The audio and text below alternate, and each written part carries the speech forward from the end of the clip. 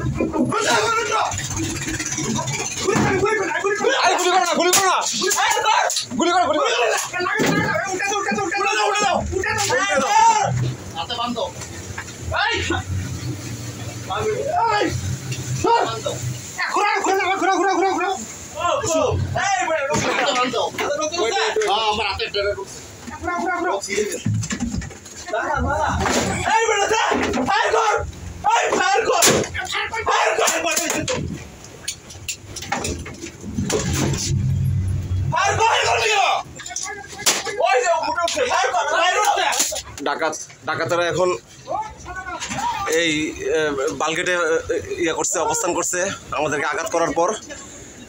এখন এই বালগেটে ঢুকে বাইরে রাখছে,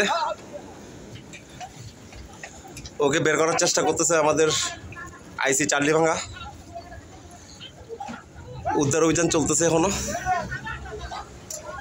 আজকে সকাল 9 ঘটিকার দিকে মেঘনা নদীর সামনে নলসার এলাকা থেকে একটা সুকানি আমাকে কল দিয়ে জানাইলো যে তাদেরকে ব্যাপক মারধর করতেছে এবং টাকা নিচ্ছে, চাঁদাবাজি করতেছে। ঘটনা শুনে আমি তাৎক্ষণিকভাবে ফোর্স নিয়ে দ্রুত আমি নদীতে যাই। নদীতে গিয়ে দেখি দুইটা নৌকা বালগিগুলা থেকে চাঁদা নিচ্ছে। তাৎক্ষণিক থেকে আমরা সেখানে তাদের নিবৃত্ত করার চেষ্টা করি। আমাদের উপস্থিতি টের পেয়ে ট্রলার থেকে আমাদেরকে আক্রমণ শুরু করে। দুইটা ট্রলার থেকে আমাদের ঠেটা মারা শুরু করে। আমরা আমাদের জীবন রক্ষার্থে আমরা 21 রান গুলি করি এবং ঘটনাস্থল থেকে আমরা 2 জন ধরতে সক্ষম হই এবং আমাদের 3 জন পুলিশ সদস্য আহত হয়। একজন গুরুতর আহত অবস্থায় আছে, বর্তমানে মেডিকেলে ভর্তি আছে। আর আমরা ঘটনাস্থল থেকে মোহাম্মদ রানা পিতা আব্দুল বারেক, সাজ্জাদ পিতা নুরু মিয়া, উভয় গ্রাম হচ্ছে নলচর।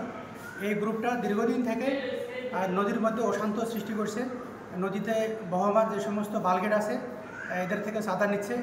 4000, 5000, 7000 যার কাছ থেকে যেরকম পায় টাকা নিচ্ছে। তাদেরকে বিশেষ করে আমাদের নলচর থানাধীন যে সকল চাঁদাবাজারা আছে এরা বর্তমানে দারুণ সক্রিয়। আমরা চেষ্টা করতেছি, নৌ পুলিশের এসপি মহোদয় আমাদের যথাযথ নির্দেশনা দিচ্ছেন। আমরা চেষ্টা করতেছি এই চাঁদাবাজগুলোকে নিবৃত্ত করার। আমরা মেঘনাবাসীর পাশে আছি, আমরা নৌযান শ্রমিকদের পাশে আছি। যেভাবে হোক আমরা চাঁদাবাজি নিবৃত্ত করব।